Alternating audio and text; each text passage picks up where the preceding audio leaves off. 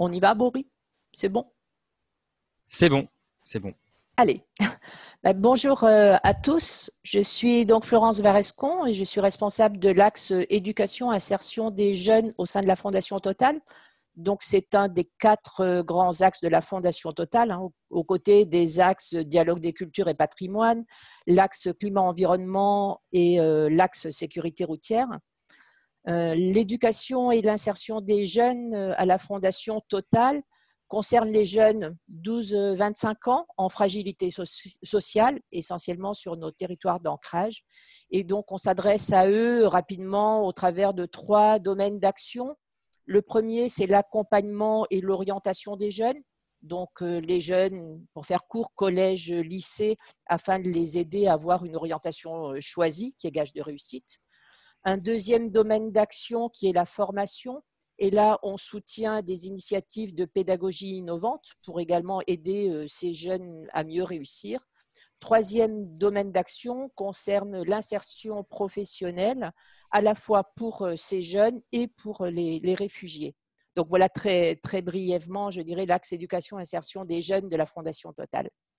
Donc, merci à vous tous d'être présents à ce webinaire Réussir sa transformation numérique que j'ai le plaisir d'introduire aujourd'hui.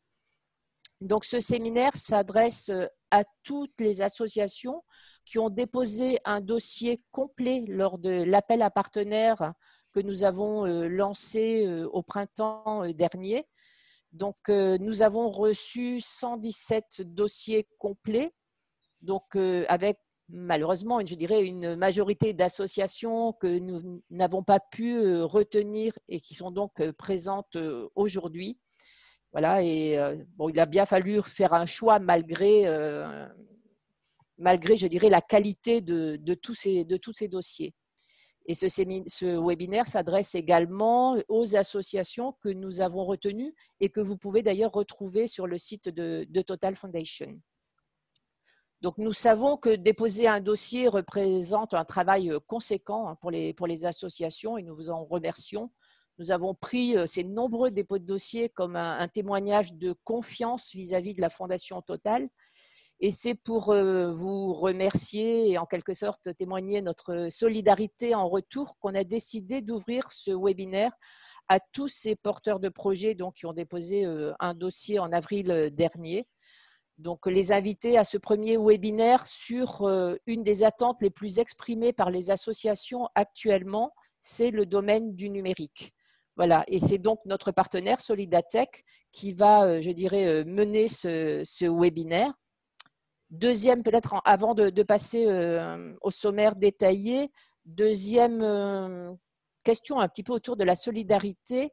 On a pensé qu'on pouvait aussi jouer un rôle de catalyseur ou de facilitateur de solidarité entre les associations. Et c'est pour cette raison qu'aujourd'hui, on a proposé à 3 de nos associations partenaires d'intervenir et de faire un retour d'expérience sur le numérique. Donc, un grand merci à l'association Bicomtech, à Each One et à TPA que vous allez entendre tout à l'heure. Et dernier point, la solidarité à votre égard, ça peut également s'exprimer au-delà, je dirais, de soutien financier qu'on a pu ou pas vous accorder via l'engagement de nos collaborateurs. Vous savez qu'on a un programme d'engagement des collaborateurs à la Fondation Total qui permet à tout collaborateur Total de consacrer jusqu'à 3 jours par an sur son temps de travail à des actions de solidarité au sein de vos associations.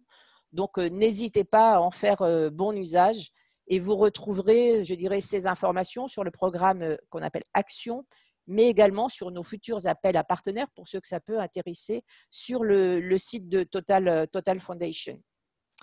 Voilà, donc le séminaire va commencer par une présentation de l'étude faite par Solidatech sur la place du numérique donc, dans le milieu associatif.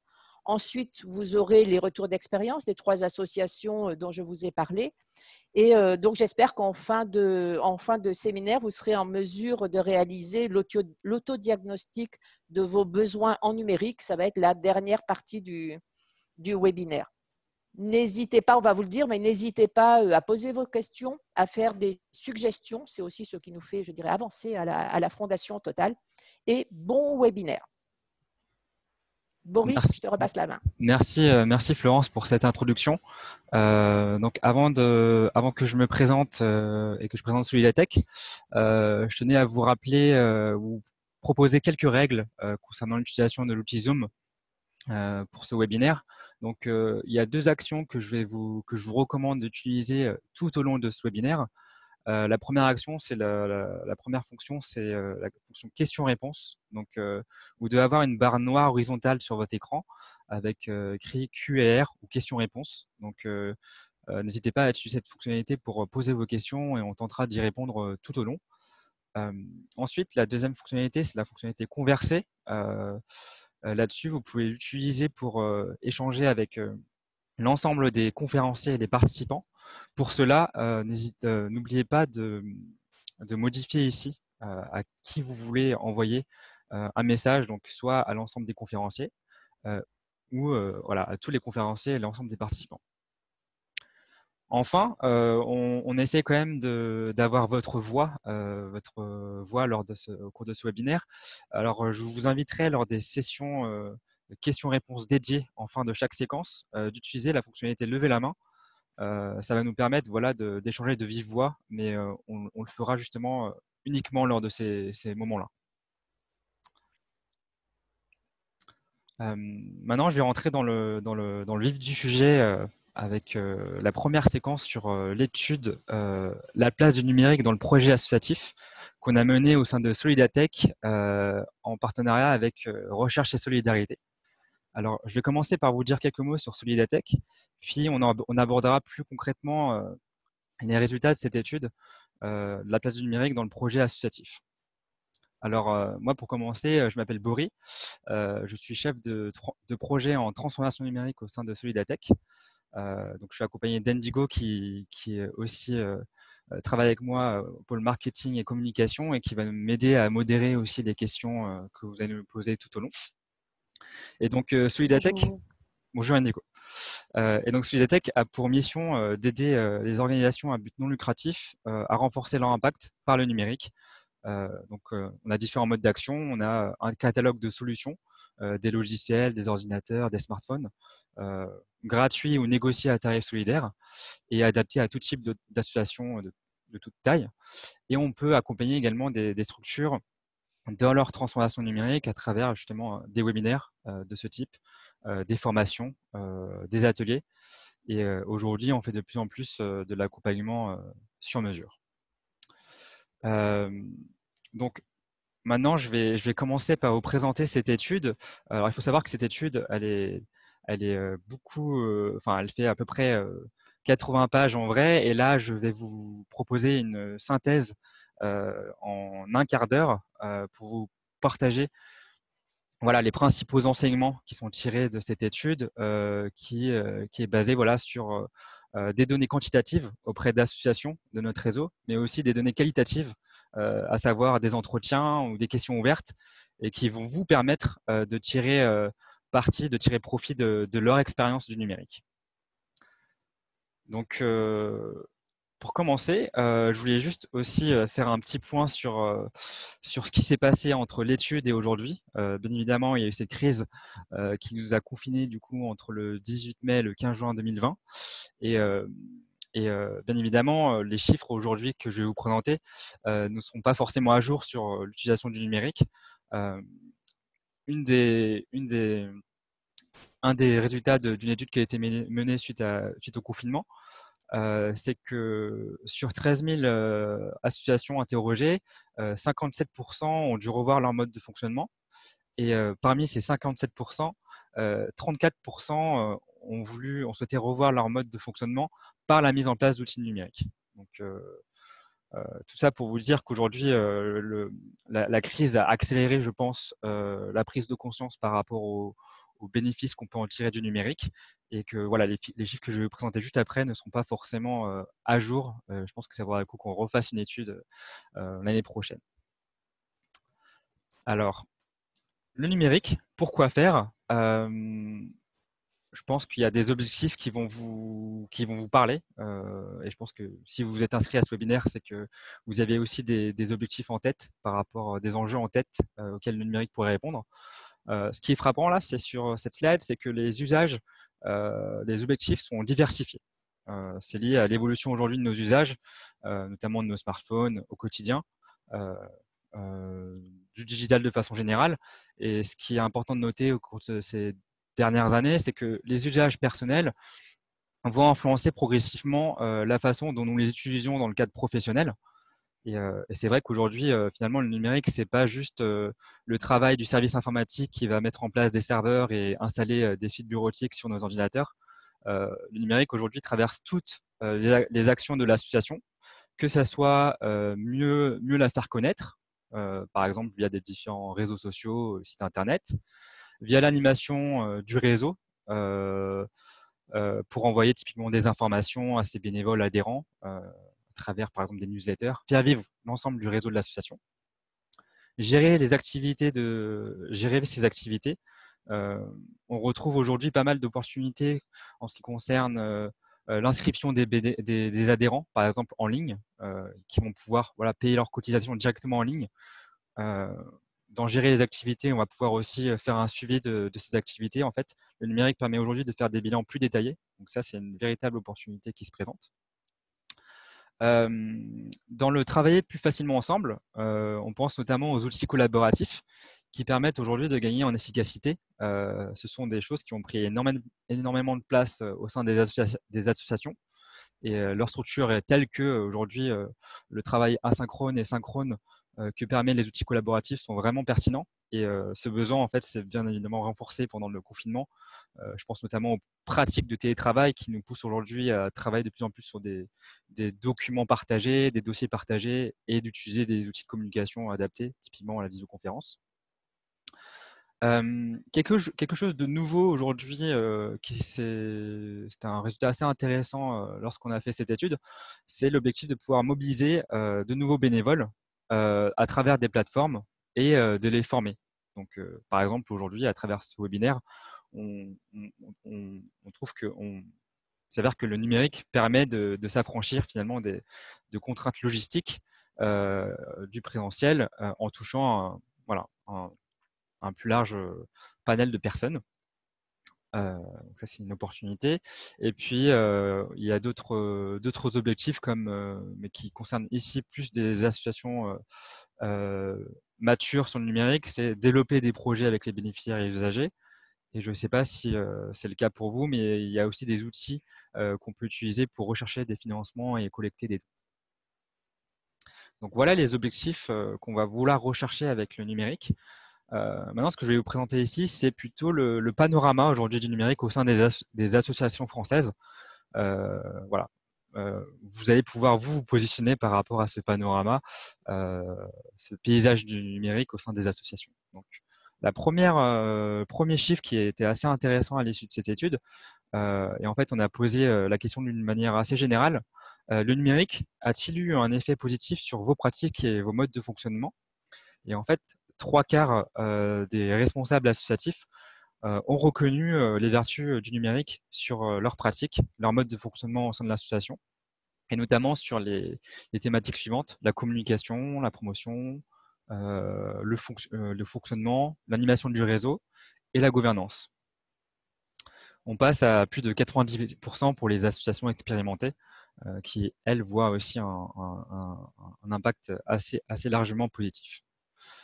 Concernant les associations, comment se sentent-elles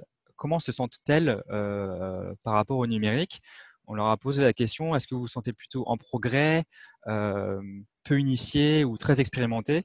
Et globalement, la moitié des associations se positionnent en progrès sur le numérique, avec bien évidemment des disparités en fonction de la taille de la structure. La maturité augmente avec le nombre de salariés ou de personnes au sein de la structure. Pour parler des difficultés rencontrées, qui dit transformation numérique ou mise en place de projets numériques dit bien évidemment obstacles à surmonter.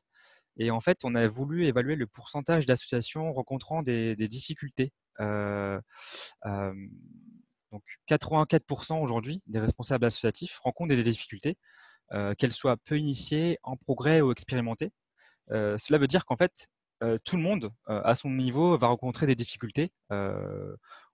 Moi, mon avis, c'est qu'il n'existe pas de structures aujourd'hui qui ont tout compris d'un coup et pour qui tout fonctionne parfaitement. Et donc, parmi les difficultés, on présente une typologie et il y a les difficultés sur le plan humain et c'est, je pense, la plus importante aujourd'hui quand on parle de transformation numérique.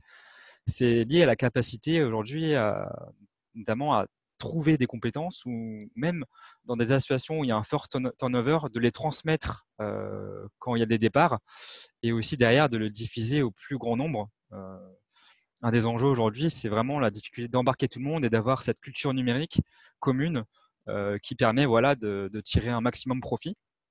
Et c'est vraiment cette notion de culture numérique, elle est vraiment importante, notamment pour éviter euh, toute difficulté liée à la fracture numérique, des personnes qui vont peut-être se sentir un peu exclues de ces nouvelles technologies, où ça peut bien évidemment provoquer des tensions en interne. Ça peut provoquer voilà, des changements de habitudes de travail ou de positionnement dans la structure. C'est des choses auxquelles il faut penser en fait quand on met en place des projets numériques. Penser vraiment à embarquer tout le monde pour éviter ce genre d'alliances. Ce que nous remontent du coup les associations sur le plan humain, c'est vraiment la transmission des compétences, l'enjeu de ne pas concentrer le savoir sur une seule personne ou deux, mais vraiment à plus de personnes. C'est tout l'enjeu des formations ou des ateliers de sensibilisation qu'il faudrait mettre en place pour pallier à ces difficultés. Sur la partie financière, nous sur Solidatech, on essaie de proposer du matériel et des solutions au meilleur tarif. Mais en fait, financièrement, ça rejoint aussi le côté humain. C'est pouvoir impliquer en fait un ensemble, pouvoir impliquer des utilisateurs, tester des outils, sensibiliser les collaborateurs au numérique. C'est finalement du temps humain et donc du temps salarié. Donc il faut trouver du budget pour le financer. Donc ça, c'était aussi intéressant enfin, c'est aussi important d'avoir ça en tête, le financement. Sur la partie technique et stratégique, je reviens rapidement, mais je vais passer peu de temps là-dessus. Mais sur la partie technique, ce qu'il faut savoir aujourd'hui, c'est que les outils du marché sont de plus en plus simples à mettre en place. Sur la partie, par exemple, sur Zoom, par exemple, c'est un logiciel qui est aujourd'hui disponible sur un navigateur. Plus besoin de télécharger l'application et pour l'utiliser, si c'est possible. La plupart des outils aujourd'hui sont disponibles via un navigateur, donc c'est très facile à mettre en place aujourd'hui. Sur la partie stratégique, j'y reviendrai à la fin tout à l'heure. L'idée, c'est vraiment d'avoir une vision d'ensemble sur comment on met en place un projet numérique. Ça sera l'objet de la dernière séquence. Alors, nous, on a traduit ces différentes difficultés en besoins des associations. Je ne vais pas toutes vous les présenter, je vais peut-être faire un focus sur typiquement sur le besoin d'une meilleure connaissance des outils existants. Il y a un certain nombre de ressources que je vais pouvoir vous proposer à la suite de ce webinaire, notamment sur le catalogue de Solidatech et notre centre de ressources. On va pouvoir, on a rédigé des articles sur l'utilisation de certains outils du numérique qui vont permettre voilà, de vous expliquer leurs fonctionnalités et à quoi ils servent. Il y a aussi un logiciel, une plateforme qui s'appelle Capterra, qui permet de comparer aujourd'hui des outils du numérique. C'est vrai qu'aujourd'hui, il y a un certain nombre d'outils et c'est difficile de se retrouver dans cette masse de solutions. Donc, il y a certains outils de comparaison comme Capterra qui vont permettre, en fonction de vos besoins, de type d'outils, de comparer voilà, certaines solutions. Ensuite, voilà, sur la mise à niveau des membres peu initiés sur les moyens financiers, j'en ai déjà parlé, sur la volonté partagée également. Ce que je vous invite à faire aussi, quand vous allez mener à bien votre transformation numérique ou utiliser des nouveaux outils, c'est de tirer vraiment profit du partage d'expériences d'autres associations. Et ce qui est top aujourd'hui, c'est qu'on va le faire avec les 3 associations dans la deuxième séquence.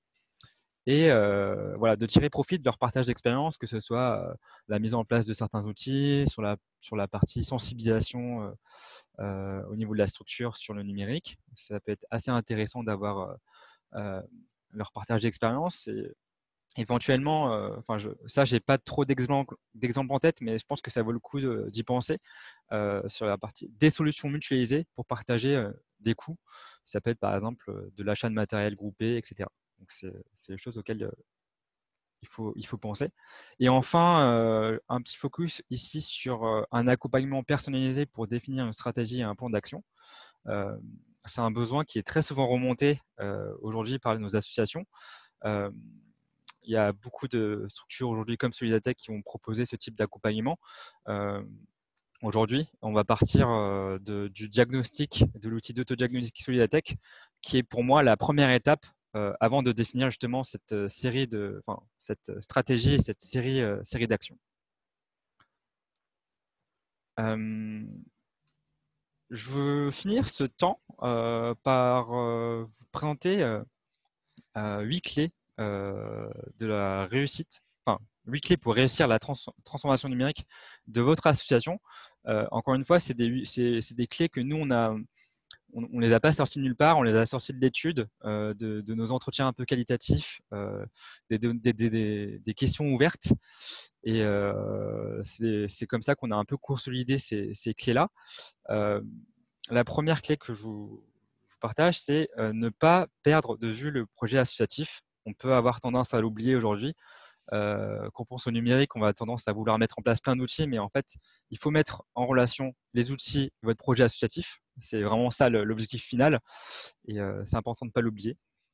Et considérer aussi la singularité de chaque projet. Je vous ai dit tout à l'heure qu'il était important de partager, d'avoir le retour d'expérience d'association, même s'il vous est possible d'échanger avec elles, même pour des structures proches de la vôtre. N'oubliez pas que vous n'avez pas les mêmes utilisateurs, vous n'avez pas la même culture en interne en votre sein. Donc, c'est important de bien se dire qu'il n'y a pas une recette miracle qui marche pour toutes les associations. C'est à vous de trouver votre propre recette pour mener à bien votre transformation. Instaurer une culture numérique partagée, j'en ai déjà parlé. Mener un cheminement par étapes. Je vous proposerai à la fin de ce webinaire une infographie sur les principales étapes quand on va mener à bien un projet numérique. Rapidement, je vous les présente, ces étapes. L'idée, c'est par exemple de pouvoir de pouvoir nommer un chef de projet, d'identifier des utilisateurs clés, de les impliquer dans la définition du besoin et du choix des outils. Ne pas oublier de tester ces outils avant de choisir celui qu'on va vraiment mettre en place. Prendre le temps de documenter des règles de documentation et faire une évaluation quelques mois après. C'est fondamental en fait de faire une évaluation pour gagner du temps après. On a tendance à dire à se lancer directement et de ne pas prendre le temps d'évaluer ce qu'on fait. Mais au global, ça nous permet de gagner du temps pour vraiment valider la pertinence des outils qu'on met en place.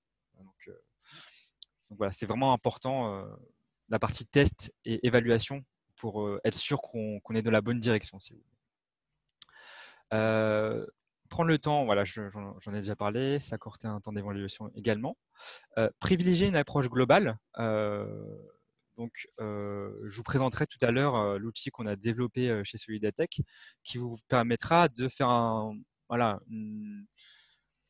état de votre situation sur les outils que vous utilisez et de savoir vers où vous souhaitez aller, quels sont les besoins que vous avez identifiés et ce qui va vous permettre derrière d'avoir une feuille de route qui soit vraiment bien fournie, et qui parte vraiment des besoins que vous avez identifiés en amont et des outils existants ou pas. Enfin, la dernière clé, peut-être qu'on y pense pas souvent et c'est important de le rappeler, c'est de penser en fait à l'empreinte écologique qu'on a. Bien évidemment, je dis pas qu'il faut arrêter d'utiliser nos ordinateurs, etc. Que c'est quand même, on va pas arrêter de vivre entre guillemets pour éviter d'avoir un zéro impact, mais c'est important d'y penser. On pense souvent à la fabrication de matériel, mais l'utilisation numérique, aujourd'hui, envoyer un mail, stocker un document en ligne, regarder une vidéo, ça a un impact environnemental assez fort et c'est important au moins d'en avoir conscience un maximum pour limiter son empreinte et adopter derrière des bonnes pratiques pour limiter ces actions. Donc pour cela, je vous invite à aller voir le guide de l'ADEME ils ont un guide qui s'appelle La face cachée du numérique et qui vous donne un ensemble de bonnes pratiques sur comment limiter son empreinte écologique quand on parle de numérique. Il y a bien évidemment, je vous ai mis ici le rapport complet, la synthèse, le lien vers le rapport complet et la synthèse de cette étude. Là, bien évidemment, on a à court de temps et là, je pense qu'on va basculer à la phase de questions-réponses. Je vous ai mis ici également des chiffres intéressants de l'étude pour aller plus loin. Maintenant, ce que je vais vous inviter à faire, déjà, je vais voir si vous avez des questions-réponses. Est-ce qu'il y a des questions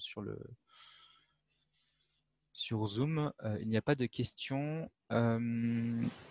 Ok. Est-ce que vous avez des questions? Est-ce qu'il y a des personnes qui souhaitent intervenir? N'hésitez pas à lever la main. On vous donnera la parole. Alors, il y a Manon qui te demande sur le chat si on pourrait accéder à la présentation. Oui, on pourra accéder à la présentation et c'est Johanna ou Florence qui vont vous envoyer un mail récapitulatif avec le support, les ressources que je viens de mentionner, donc par exemple le Captera ou le centre de ressources de Solidatech. Voilà. Ok. Est-ce qu'il y a d'autres questions?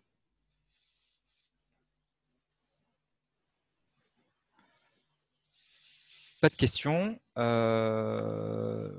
Donc voilà, on est bon sur le timing. Voilà, n'hésitez pas si vous avez des questions post-webinaire. C'est mon habitude, j'ai l'habitude d'avoir plus de questions sur l'étude. N'hésitez pas, je pense qu'il y a des questions qui vont peut-être vous venir même à la fin de ce webinaire. Maintenant, ce que je propose, c'est de passer à la séquence suivante et qui va, j'espère, faire écho à ce que je viens de dire justement sur la place du numérique dans le projet associatif. On va avoir le retour d'expérience de 3 associations sur la transformation numérique. Ce sont du coup Become Tech, TPA et Each One qui vont partager leur expérience sur la transformation numérique.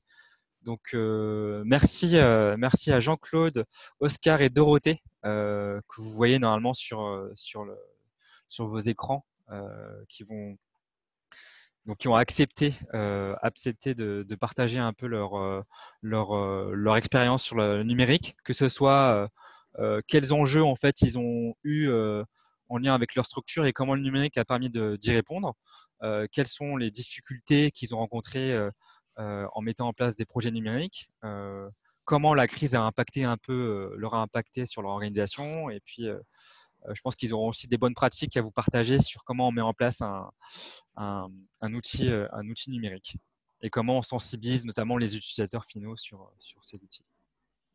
Alors, ce que je vous propose, c'est de commencer peut-être par un tour de table.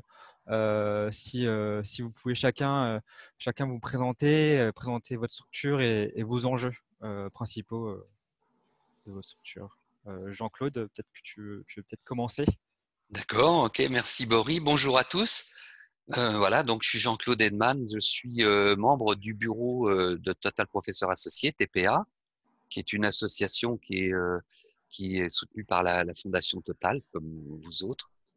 Et donc moi je suis bichologue de formation, ingénieur, et voilà, je fais toute ma carrière dans l'industrie, et voilà, donc je fais partie du membre du bureau de TPA. TPA, c'est une association constituée bien sûr de bénévoles, essentiellement de retraités, mais aussi d'actifs encore, qui ont des profils très différents. Hein. TPA, ça va être des économistes, des ressources humaines, des ingénieurs, des experts, des managers, toute typologie de profils et d'expériences. L'objectif de TPA, c'est de partager cette expérience et ces expertises avec les universités qui en font la demande sous forme de cours, de conférences, de semaines, de cours complets, etc. Donc, le périmètre de TPA, c'est le monde. C'est beaucoup la France, bien sûr, et l'Europe, mais aussi beaucoup le monde. Il y a environ 26 pays. Les professeurs TPA donnent des cours dans 26 pays, dans des universités très, très variées dans tous les continents. Et environ 250 membres font partie de de cette association, dont environ 150 professeurs très actifs qui donnent cours régulièrement, etc.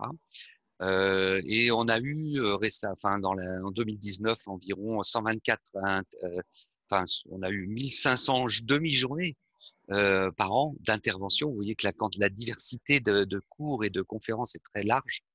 Et voilà, donc ça c'est l'essentiel de l'activité TPA, donner des cours, des conférences, des séminaires, beaucoup notamment sous un format d'une semaine complète qu'on appelle Integrated Week, qui est vraiment une semaine complète de cours où on va dans l'université qui nous invite et on donne cours sur un sujet qui bien sûr est demandé par l'université dans un domaine particulier.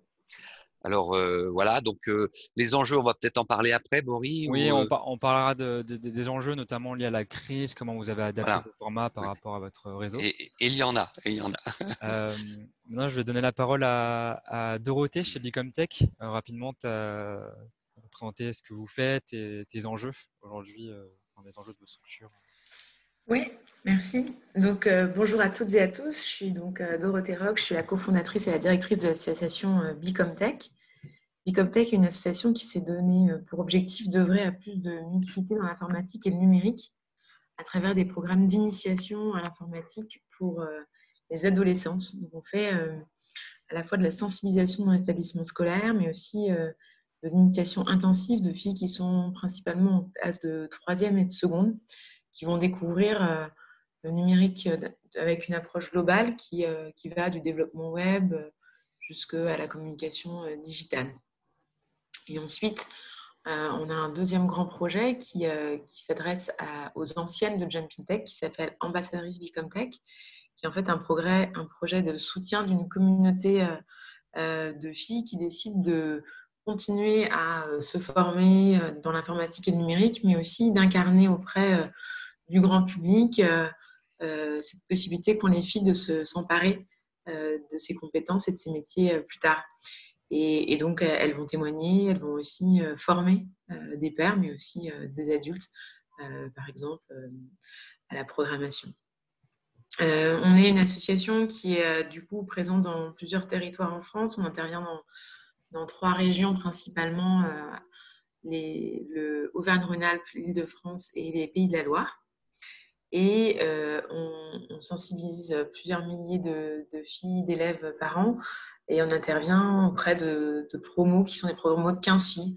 Donc, on a plus de 70 filles qui, chaque année, passent par nos programmes intensifs et qui peuvent rejoindre la communauté des filles qui s'engagent pour la mixité.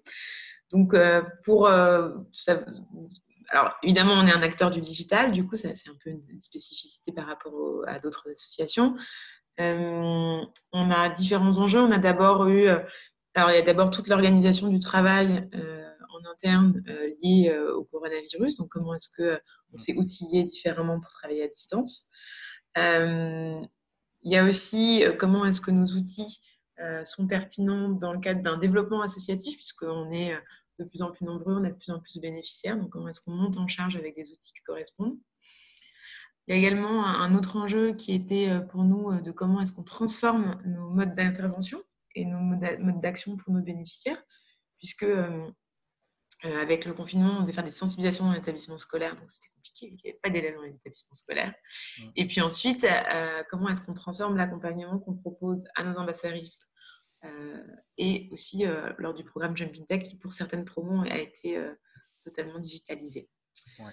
Voilà les gros enjeux. Donc des enjeux un peu similaires, quelques enjeux similaires à ceux de Jean-Claude sur la partie comment on sensibilise en fait un public qui ne sont pas forcément à l'aise sur le numérique, sur des outils du numérique.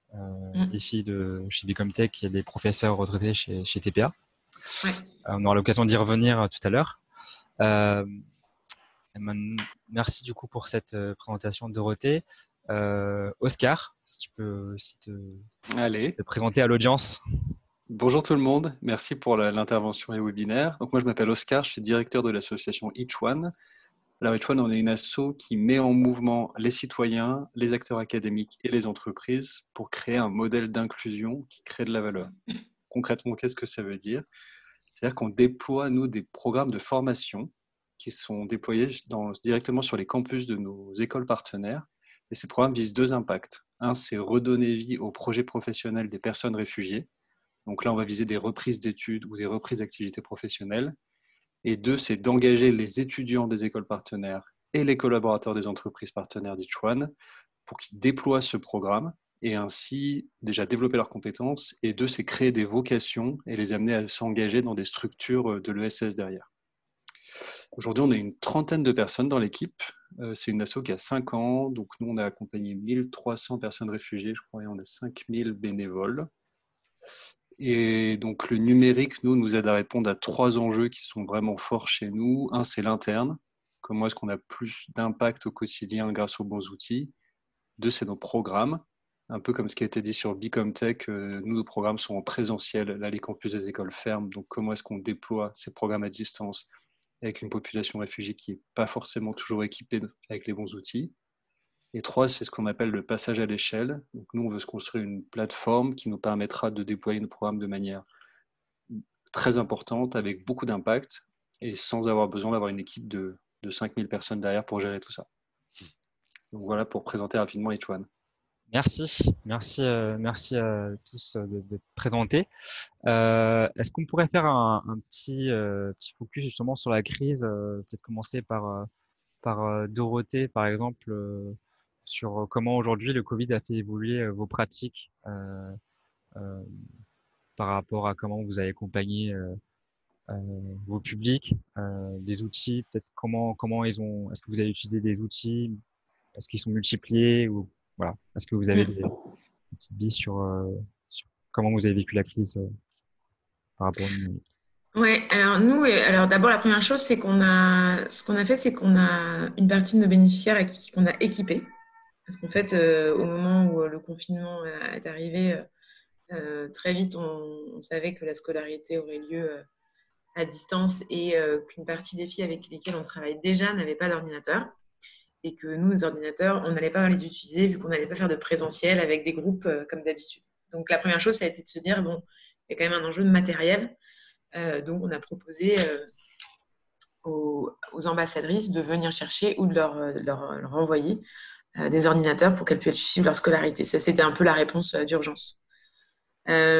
Ensuite, on a eu cet enjeu de comment intervenir auprès de filles qui ne sont pour le coup pas les ambassadrices, donc qui, elles, ont déjà fait un programme avec nous et qui, du coup, maîtrisent le digital, mais bien plutôt auprès des établissements scolaires pour des sensibilisations avec des filles et aussi des enseignants, parce que l'enjeu, il a été aussi autant de mettre en place des outils et des fonctionnements qui étaient acceptables pour les enseignants que pour leurs élèves. Quand je dis acceptable, c'est-à-dire qu'ils s'intègrent dans leur environnement, dans leurs pratiques, dans ce qu'ils acceptent aussi d'utiliser d'un point de vue plutôt éthique, données, etc. Et donc ça, c'était un enjeu. Et du coup, ce qu'on a fait, c'est qu'on a créé des parcours de sensibilisation interactifs sur Klaxoon, permettant, parce que nous, on travaille beaucoup en pédagogie active avec de la participation, de la co-création, et donc du coup, le Zoom, de faire une sensibilisation avec un partage d'écran, d'une vidéo, d'un PowerPoint, etc., on trouvait que ce n'était pas du tout à la hauteur de notre mode d'intervention présentiel. Donc, du coup, on a créé des parcours, différents parcours pour être sur Klaxoon avec des modalités d'interaction, des sondages, etc. Avec des modalités aussi de groupes différents. C'est-à-dire qu'on peut le faire tout seul, on peut le faire ensemble, on peut le faire en se retrouvant à la fin. Enfin, voilà, avoir une grosse flexibilité aussi pour là correspondre à l'organisation de l'établissement scolaire. C'est-à-dire, est-ce qu'il est capable, en fait, est-ce que l'enseignant est capable de mobiliser sa classe pour que tout le monde y aille en même temps, ou est-ce qu'en fait, c'est quelque chose qu'il va proposer dans la semaine? Et voilà. Donc ça a été vraiment un enjeu important. Ensuite, on a carrément, pendant l'été, on avait un programme, donc on a des programmes qui commençaient en juillet, et notamment un programme dans le Val d'Oise, qui était le département rouge de la fin du mois de mai, je ne sais pas si vous vous souvenez, avec le lieu dans lequel on devait faire notre programme qui était fermé. Enfin, il y avait plein de signaux qui disaient que ce territoire-là, ça allait être compliqué de faire Jumping Deck. Et là, on a transformé complètement le programme à distance. Alors, là, on a utilisé beaucoup plus d'outils et je ne vais pas tous vous les lister parce qu'en fait, c'est un programme de 2 semaines de formation au digital. Donc, il y a un mélange entre les outils du distanciel, les outils du programme, etc. Mais je dirais que ce qui a été intéressant, c'est que ça nous a amené à repenser l'impact qu'on souhaitait. C'est-à-dire de se dire, d'une contrainte, comment est-ce que finalement on va peut-être adresser aussi des sujets qu'on n'adressait pas auparavant, pour que ce ne soit pas du présentiel en moins bien, mais plutôt qu'est-ce qu'on gagne à faire ça en distanciel. Et on a complètement revu aussi notre mode d'animation, c'est-à-dire qu'on a varié des séminaires où tout le monde est ensemble, du travail sur mesure, des moments individuels, des moments collectifs, des moments plus libres, décalés, etc. Et puis, la grande, je dirais, la grande surprise quelque part, parce que pour nous, d'un point de vue technique, on savait qu'on allait réussir à emmener les filles, on allait réussir à les former. On a vraiment mis des moyens extrêmement importants pour que d'abord, elles aient toutes des connexions performantes, du matériel performant, Enfin, voilà, c'est vraiment notre travail de faire en sorte qu'elles puissent se saisir du digital. Donc ça, on sait le faire. Et après, ce qui nous paraissait un challenge, c'est comment est-ce que finalement, la dimension collective, la dimension d'empowerment est présente alors qu'on est derrière un écran. Et donc ça, c'était tout un travail. Je pense que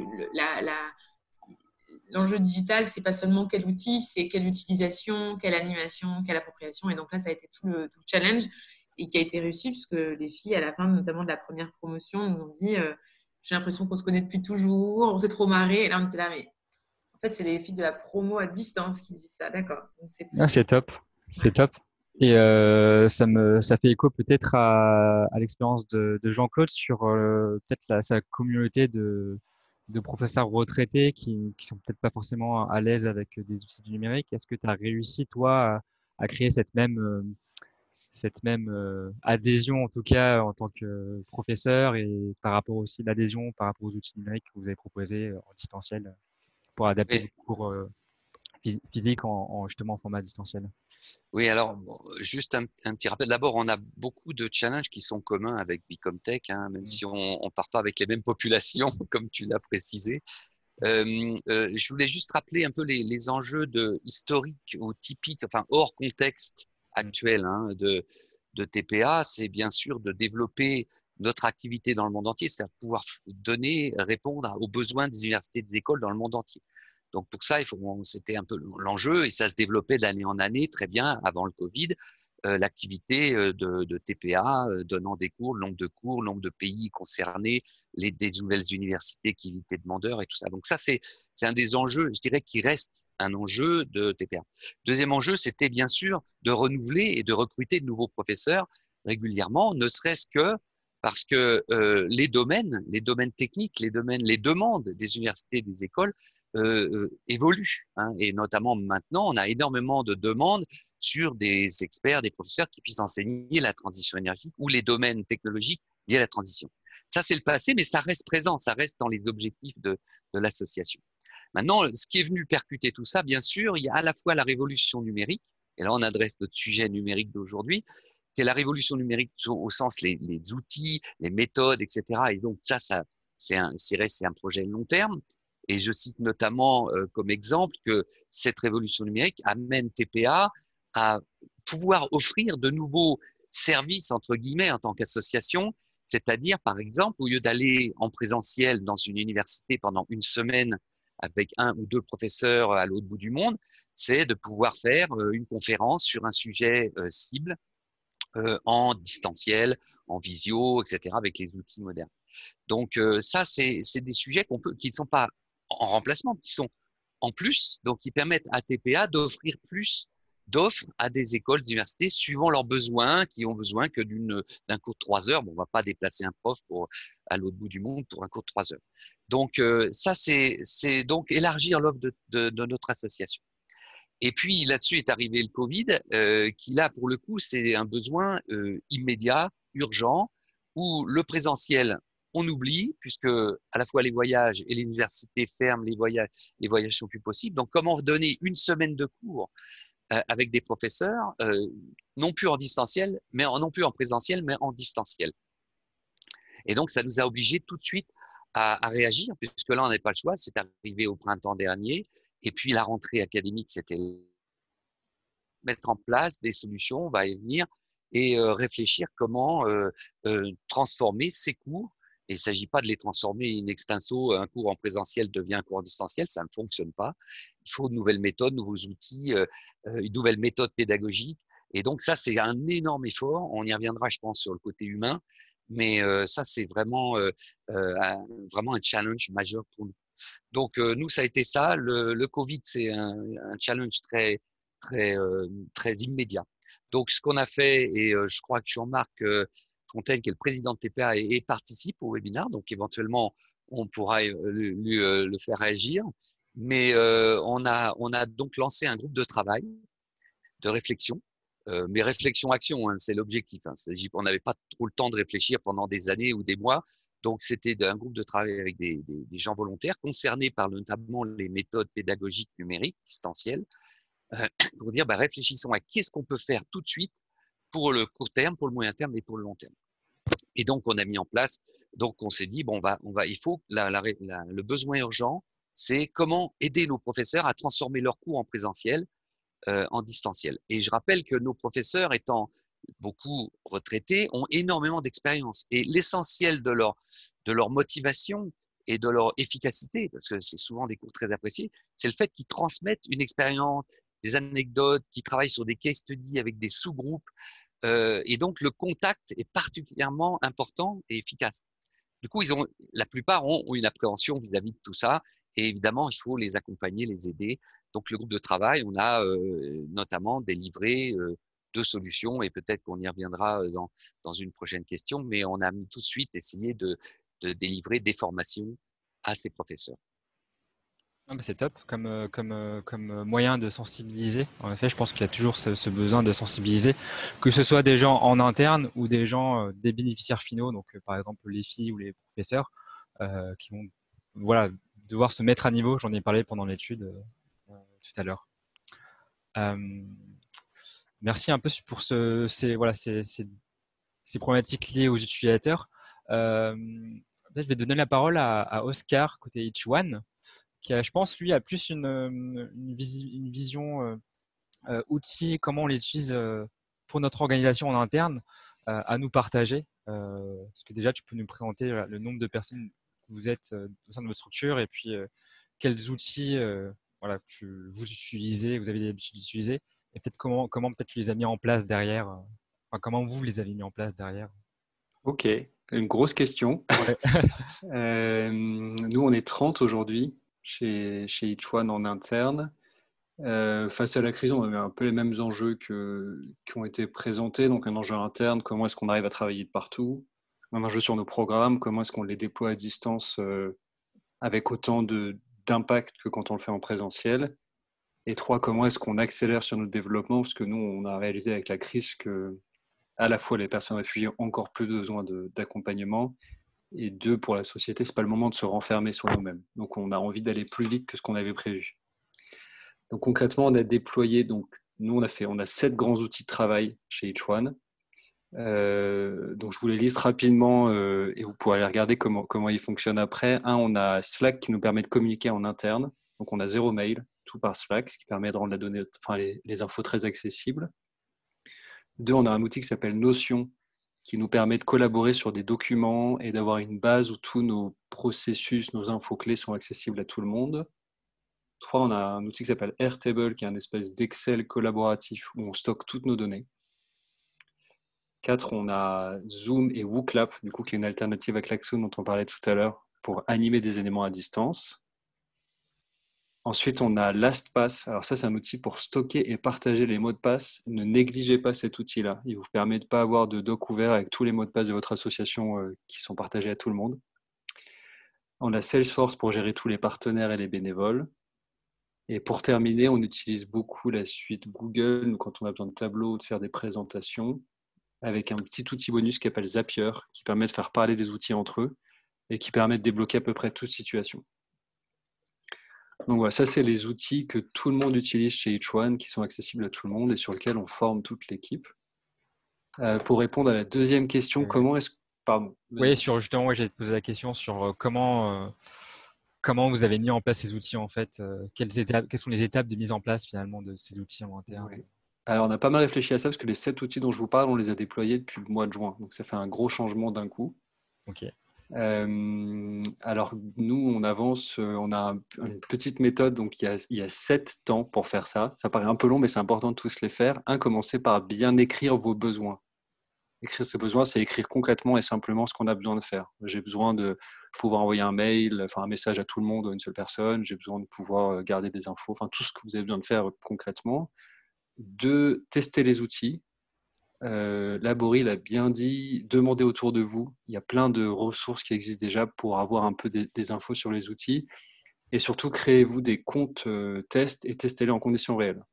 Donc, je prends un outil, je me crée un compte et je commence à l'utiliser. Sur le financement, quand on choisit un outil, il y a 2 choses qu'il faut regarder. Il y a plein de modes de financement qui existent pour les assos. Passez par votre OPCO, par exemple, qui finance l'accompagnement pour déployer des outils. Où il y a la plupart des outils que je cite font des comptes gratuits pour les associations. Salesforce, on ne paye pas les licences, par exemple. Et sinon, négocier les prix. Tous les outils sont négociables. Vraiment, on peut baisser le premier devis de 50% au moins, je pense.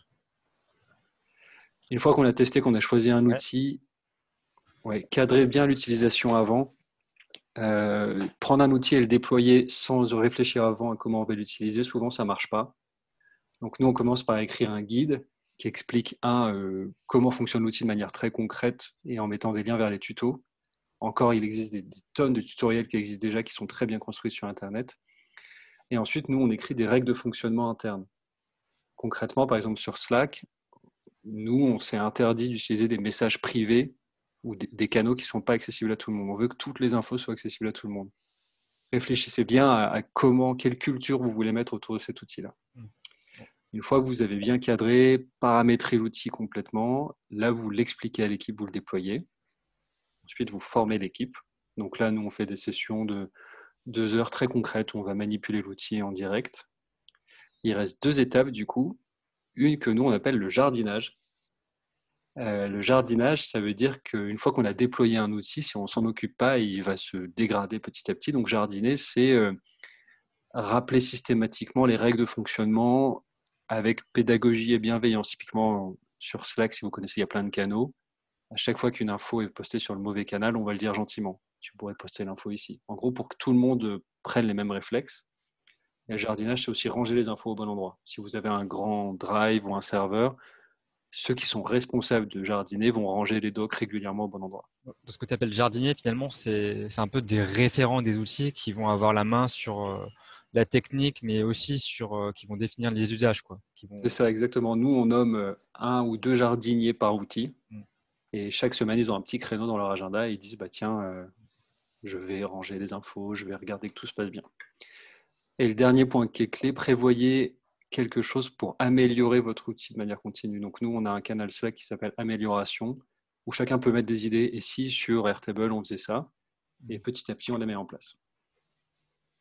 Voilà pour comment on travaille, nous. Peut-être sur cette méthodologie, ça fait vraiment écho aux étapes que je présente justement sur quand on met en place un outil numérique. Commencer par identifier un référent, tester, définir des utilisateurs, tester, s'accorder un temps d'évaluation. Ça, c'est aussi important. C'est top qu'on soit aligné justement sur ce type de méthode. Super. Et juste pour terminer, des petits conseils. Faites simple, laissez les gros outils aux grosses structures. Vraiment, visez simple et faites un truc qui correspond à votre asso. Faites attention aux notifications. Plus on met d'outils, plus il y a de notifications. Donc nous, par exemple, on a interdit les notifications ailleurs que sur Slack. Donc ça nous permet de tout gérer dans un seul endroit et passer du temps sur vos données. Souvent, dans une asso, on néglige, on ne prend pas le temps de ranger toutes les données au bon endroit, d'avoir une base de données de bonne qualité. Et en fait, quand on fait de la mesure d'impact, parce qu'une asso, on mesure l'impact qu'on a, c'est difficile quand on n'a pas de données. Donc, passez-y du temps. Et après, ça se passera bien. Merci Oscar pour la présentation de votre méthodologie. Je vois que le temps passe et je suis un peu en retard sur mon déroulé. Donc, peut-être que je peux vous proposer à chacun des intervenants, c'est peut-être de présenter globalement quels ont été les. Est-ce que vous avez déjà identifié finalement des résultats au sein de votre organisation?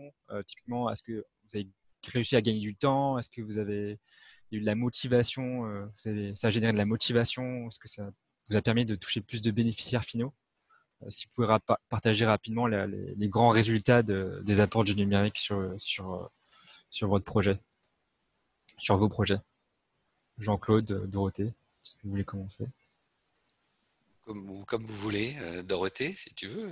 Oui, alors, sur nos projets, nous, ça nous a permis de. La première chose, c'est qu'ils aient lieu, pour partie.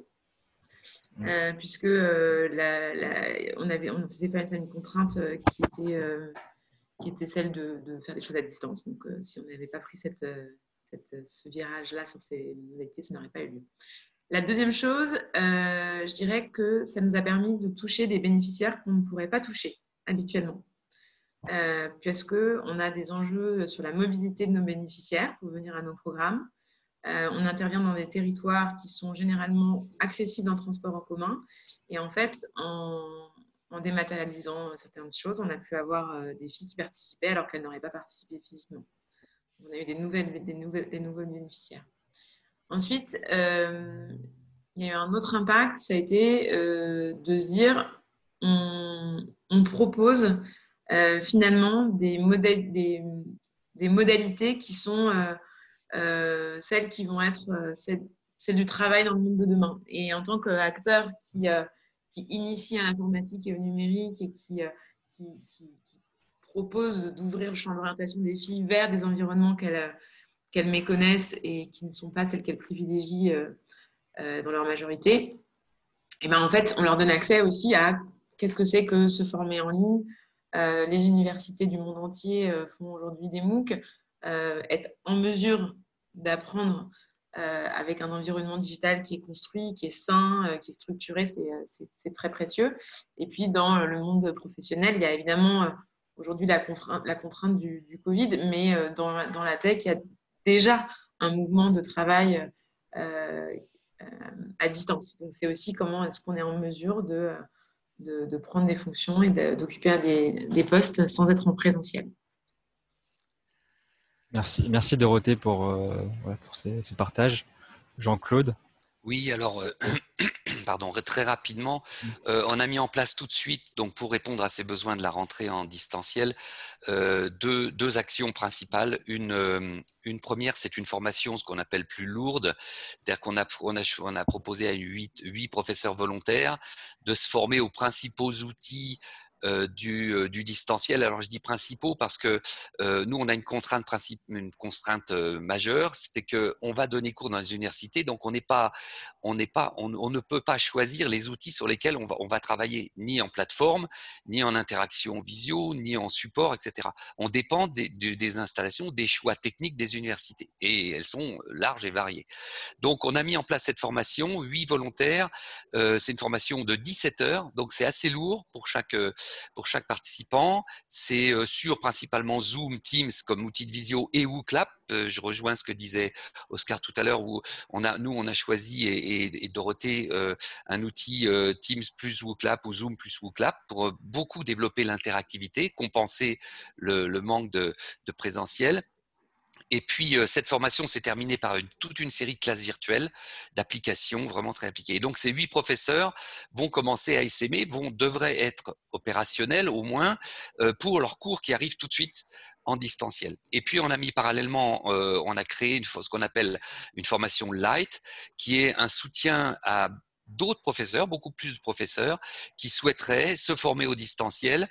Alors, c'est deux composantes. D'abord, un e-learning et beaucoup d'outils disponibles sur la plateforme, mais un e-learning essentiellement spécifiquement créé pour eux, et ensuite du coaching individuel.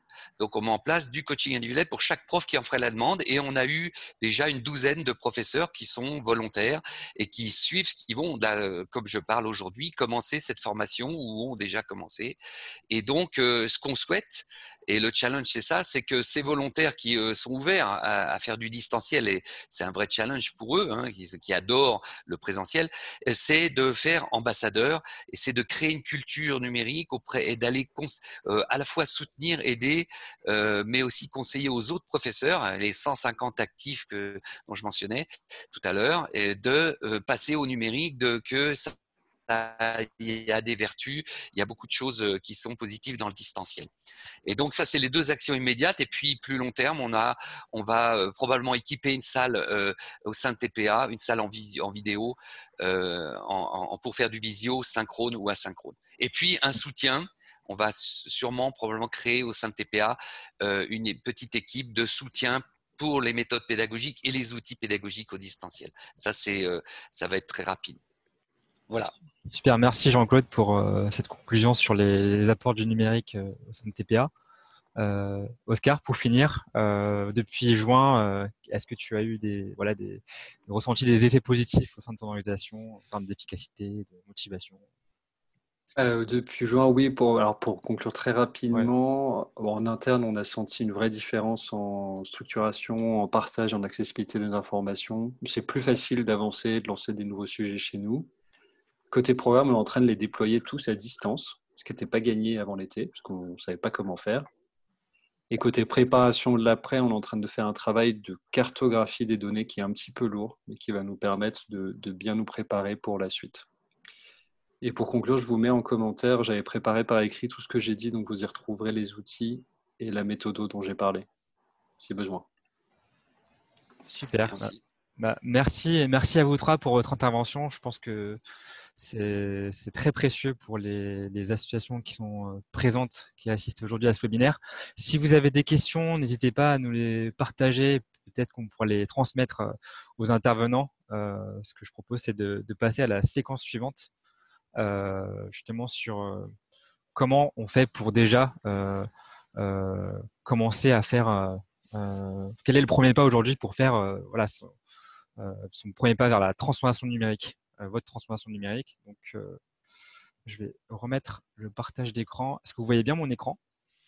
Je vous ai remis la présentation. Super. Donc, je suis désolé, on a pris un peu de retard sur le déroulé initial.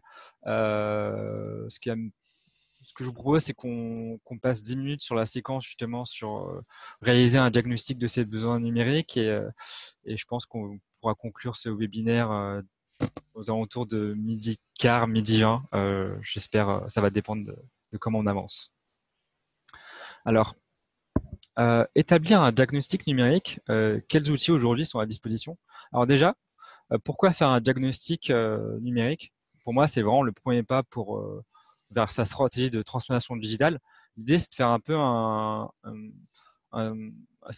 faire sa situation sur où j'en suis aujourd'hui sur les outils que j'utilise, quels sont mes points forts, mes faiblesses, mes opportunités et risques par rapport aux différents enjeux du numérique pour mon association.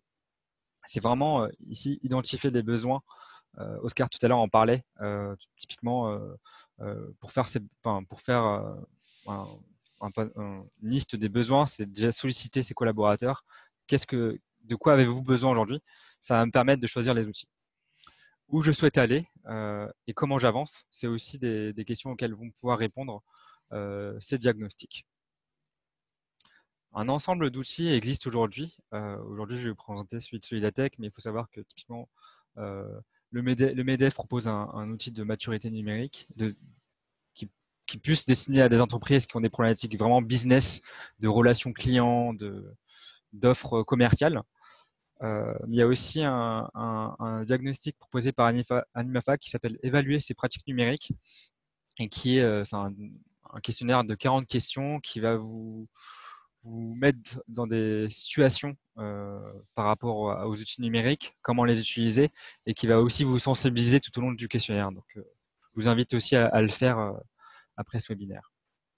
Donc voilà, j'ai mis quelques mots sur ces outils-là. Là, ce que je vous propose, c'est de vous présenter du coup l'outil d'autodiagnostic numérique de Solidatech qui vous permet de faire sa cartographie de votre situation actuelle, d'identifier éventuellement des projets numériques en cours et de cibler des améliorations ou des pistes de mise en place de nouveaux outils. Aujourd'hui, l'outil Solidatech, il est disponible en format papier et PDF. Donc, on peut cliquer dessus et on va pouvoir y accéder. Et moi, mon objectif d'ici la fin de l'année, c'est de le mettre en version en ligne, donc de pouvoir répondre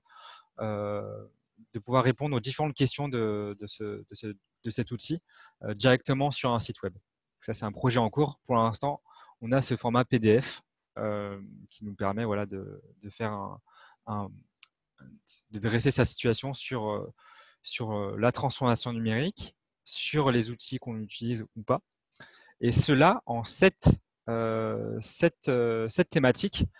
Et ces 7 thématiques-là, finalement, ce sont les 7 thématiques, ce sont les 7 piliers de la transformation numérique qu'on a identifiés, que je vous ai listés en fait au début de la présentation de l'étude.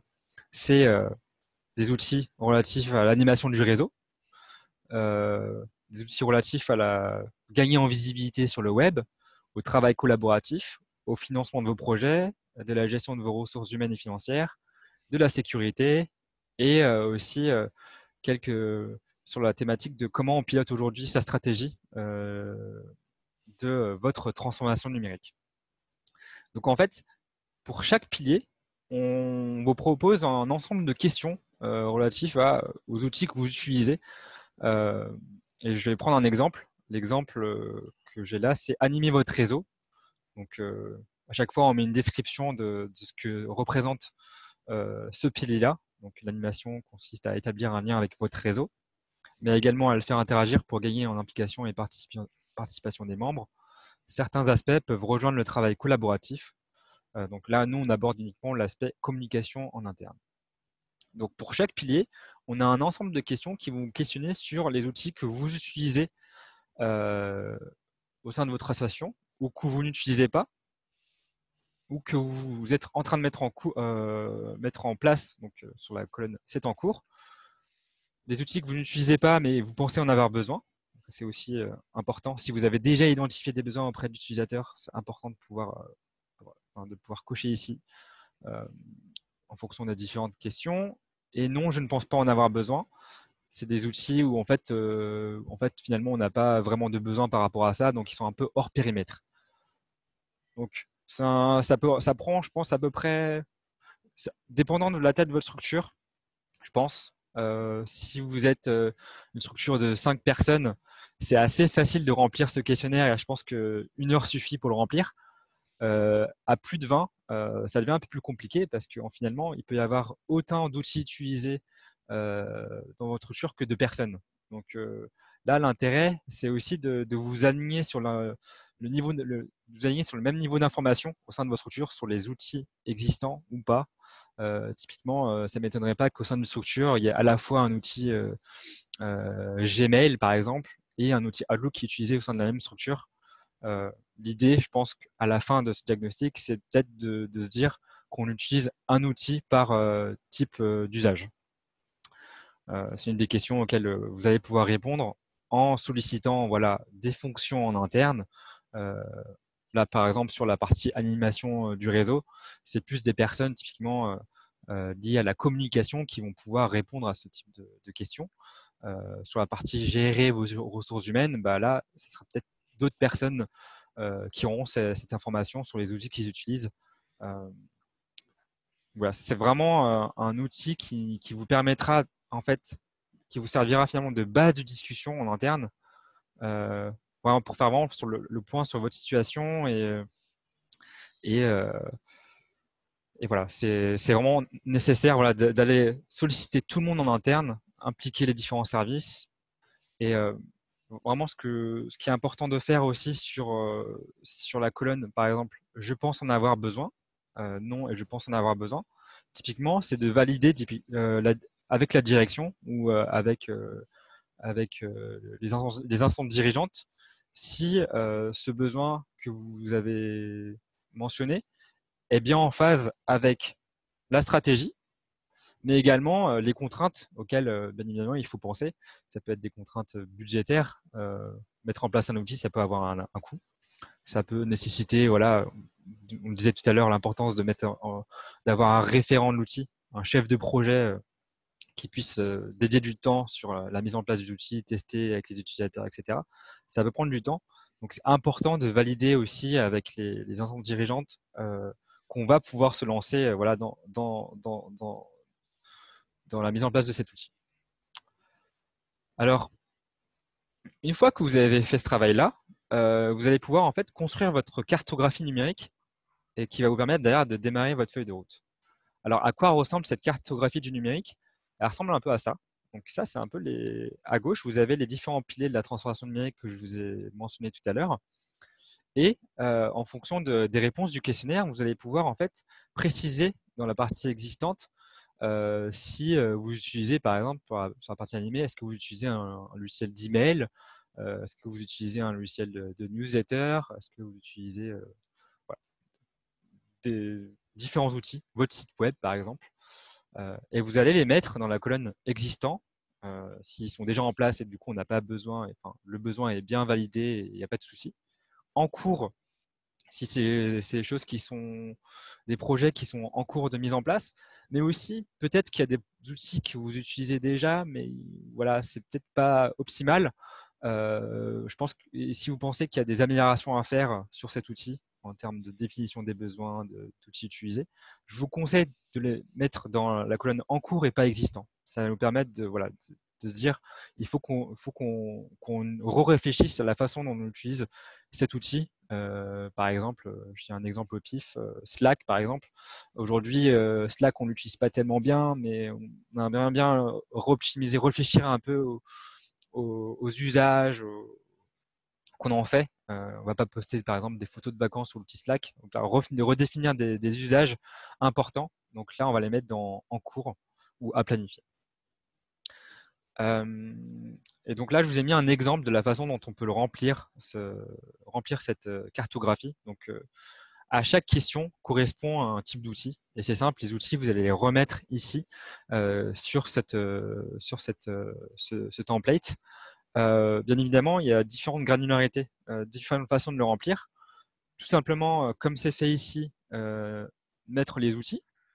Mais je pense qu'on peut aller plus loin. Et là, j'ai pas d'exemple de façon dont on pourrait remplir. Mais par exemple, sur la partie, là, on est sur des types d'outils. Peut-être que dans la partie existante, on pourrait renseigner les outils qui sont mis en place.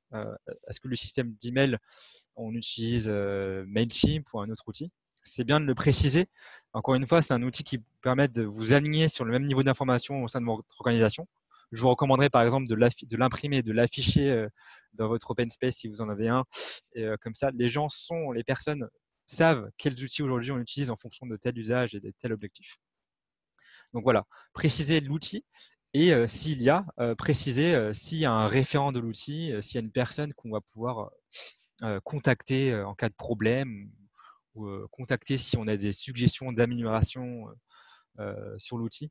Ça, c'est important s'il y a d'annoter un référent et s'il n'y a pas, justement, ça vous permet d'identifier s'il en faut un ou pas. Donc voilà, différentes façons de le remplir. Je pense qu'il y a un niveau de détail qu'on peut rajouter là sur cet exemple. Ça va dépendre voilà, de votre type, de votre organisation et de ce que vous avez déjà mis en place. Là, c'est un exemple d'un groupe que j'ai accompagné justement sur cet outil, sur cette cartographie. Et en fait, là, les différentes étiquettes, elles sont justement à la suite de cette présentation. Donc, ce que je vous inviterai à faire si vous souhaitez faire l'exercice, c'est d'imprimer déjà cette cartographie et puis d'imprimer ces différentes étiquettes qui correspondent finalement aux différents piliers de la transformation que je vous ai mentionné, de les imprimer, de les découper, de les coller sur cet outil et de le rendre visible finalement à toute votre organisation. Encore une fois, dans cet objectif de vous aligner sur les outils mis en place au sein de votre organisation. Donc là, je vous invite à imprimer ces étiquettes et puis à poser du coup sur sur ce template. Pour finir, pour clore un peu pour clore ce webinaire, et ça va faire écho bien évidemment à ce qu'a dit Oscar sur la méthodologie employée lorsqu'on met en place un outil numérique. C'est bien de l'avoir en tête. Et ça, ces étapes-là, il faut les réaliser après avoir fait le diagnostic. C'est-à-dire qu'on a identifié des outils dont on avait vraiment besoin. Et une fois qu'on a utilisé des outils dont on a vraiment besoin, là, on va pouvoir commencer sa feuille de route en suivant ces étapes, en s'inspirant de ces 8 étapes à faire idéalement dans l'ordre, je pense honnêtement sur les 5 premières étapes. Première étape, c'est bien évidemment de nommer un chef de projet. Une personne qui va avoir cette posture de gestion de projet et qui va avoir du temps surtout pour se former sur l'outil, informer, communiquer sur l'outil auprès des futurs utilisateurs. Justement, c'est lui qui va mobiliser ses utilisateurs clés. Ça peut être là, parmi les utilisateurs clés, en fonction de votre structure, je vous recommande d'avoir des profils assez variés pour vraiment tester les besoins de chacun et valider vraiment s'il y a un besoin qui émerge, qui ressort plus que d'autres. Donc, s'appuyer sur eux pour définir les besoins, mais aussi anticiper des contraintes. Je vous ai parlé des contraintes budgétaires, je vous ai parlé des contraintes techniques, et éventuellement, je pense que c'est en fonction de chaque association, chaque structure, vous avez peut-être un calendrier à respecter en termes d'activité, et peut-être que ça, c'est aussi à prendre en compte quand on va mettre en place un outil. Plutôt mettre en place un outil quand on a plus de temps, en tout cas, au niveau de l'organisation, pour justement derrière pouvoir mettre en place des formations, etc. Ça, c'est des choses auxquelles il faut anticiper. Une fois qu'on a bien défini ses besoins, rechercher l'outil adapté, les plus adaptés. Et ça, vous appuyez encore une fois sur les utilisateurs clés, les tester. Par exemple, sur un usage, sur un objectif, présenter 1 à 2 outils et voir avec eux lesquels ont mieux fonctionné. Est-ce qu'ils ont des retours positifs ou négatifs à vous faire? Ça, c'est important vraiment de s'appuyer tout le long du projet sur vos utilisateurs clés. Enfin, mettre en place la solution à grande échelle. Ça suppose quoi? Ça suppose de former ses utilisateurs.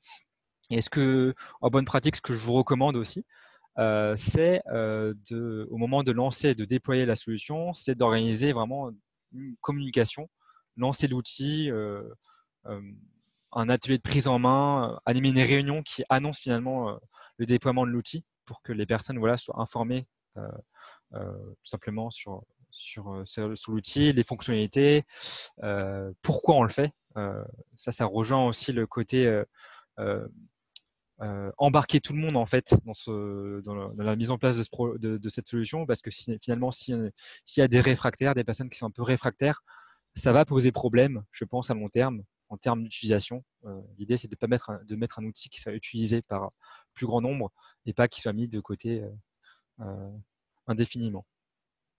Donc, former des utilisateurs, je l'ai déjà mentionné. Et enfin, s'accorder un temps d'évaluation. Ça, c'est important de se définir un horizon à plus 2 mois, plus 3 mois. Dans 3 mois, on va vraiment prendre du recul sur la façon dont on a utilisé l'outil. Est-ce qu'il nous a servi? Est-ce qu'il a vraiment permis de gagner en efficacité? Est-ce qu'il a vraiment permis d'améliorer la façon dont nous collaborons ensemble? Ça rejoint un peu la conclusion qu'on a eue de ces retours d'expérience. Est-ce que finalement, ça nous a été utile? Et bien évidemment, si ça n'a pas été utile, inutile de poursuivre la mise en place de cet outil. Si le bilan est négatif, je ne vous encourage pas à continuer à forcer l'utilisation de l'outil. C'est que finalement, le besoin n'est pas adapté et qu'il faut trouver d'autres solutions pour répondre à vos différents enjeux. Donc voilà, sur ces 8 étapes que je vous recommande une fois que vous avez déterminé l'outil à mettre en place.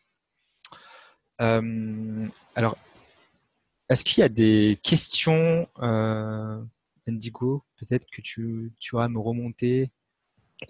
Alors oui, il y a Tia qui nous a demandé quel outil tu conseillerais pour dynamiser des ateliers type empowerment à distance, en particulier quand les participants sont dans des pays différents.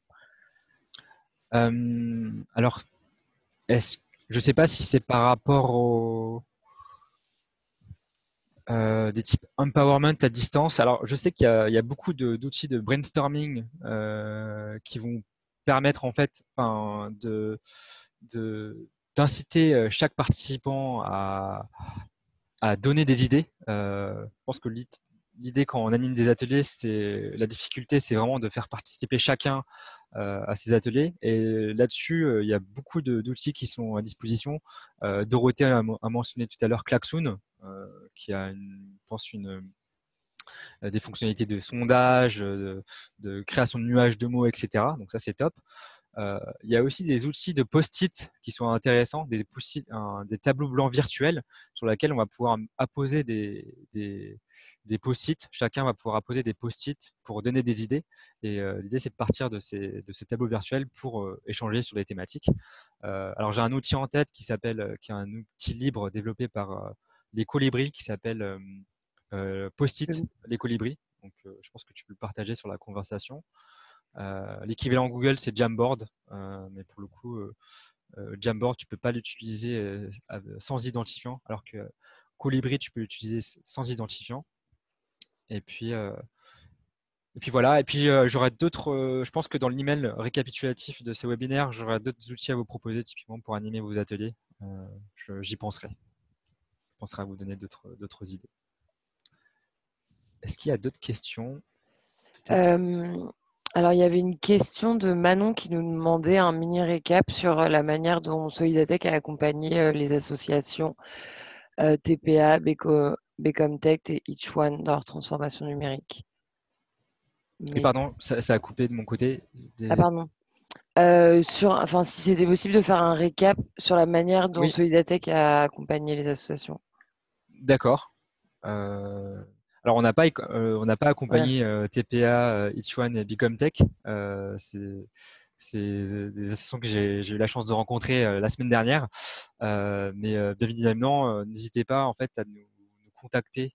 Solidatech, on est une équipe de 10 personnes et on peut avoir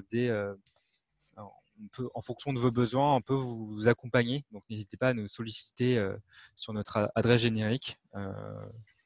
Je vais la partager dans juste ici. Et en fonction de vos besoins, on pourra, oui ou non, vous proposer un accompagnement personnalisé, typiquement sur l'outil d'autodiagnostic et comment en fait on en tire des idées d'outils à mettre en place, comment on construit sa feuille de route, etc. Donc on pourra derrière. Oui. Il est 12h26. Oui. On a un petit peu de retard. Je ne sais pas, peut-être que ce qu'on peut faire, c'est de prendre l'ensemble des questions et y répondre dans le mail récapitulatif. Oui, on peut faire ça. On peut faire ça. Ouais, tout à fait. Ça marche. Du coup, je me suis pas présentée au début, mais Johanna Piglash travaille au sein de la Fondation. Je voulais vous remercier déjà tous de votre participation. Je voudrais remercier très fortement Dorothée, Jean-Claude et Oscar pour leur partage de best practice, parce que c'était vraiment très riche d'avoir des exemples concrets, d'avoir vos témoignages, je pense, et j'espère que ça a aidé chacun d'entre vous dans votre transformation numérique. En tout cas, j'ai beaucoup aimé aussi l'idée du jardinage et comment est-ce qu'on fait grandir un outil. C'est pas tout d'avoir l'outil, mais comment justement pendant cette période on arrive à faire grandir l'outil. Nous aussi, on essaye de grandir dans nos outils. Donc ça, c'est notre 3e webinaire. On a fait un premier webinaire sur l'impact, un 2e sur le numérique. Celui-ci, c'est donc le 3e. Donc vous recevrez avec l'ensemble des supports un lien vers un questionnaire de satisfaction. Donc, n'hésitez pas à faire vos commentaires pour qu'on puisse justement améliorer ce type d'événement. Merci beaucoup à tous et puis je vous souhaite un très bon appétit et donc à très bientôt et un grand merci.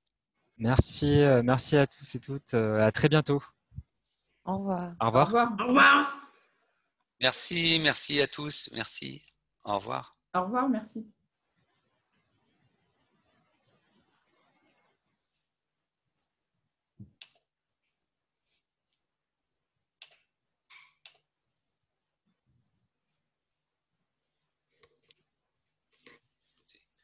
J'ai oublié de mentionner, pour ceux qui sont encore présents, que du coup, le webinaire est enregistré. Donc, si vous voulez le revoir, Johanna, tu pourras leur envoyer le lien de la vidéo.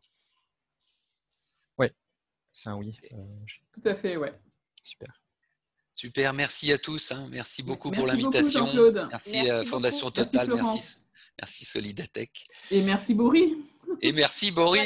Voilà. Très bien géré, très bien. C'était parfait. Ouais, c'était parfait.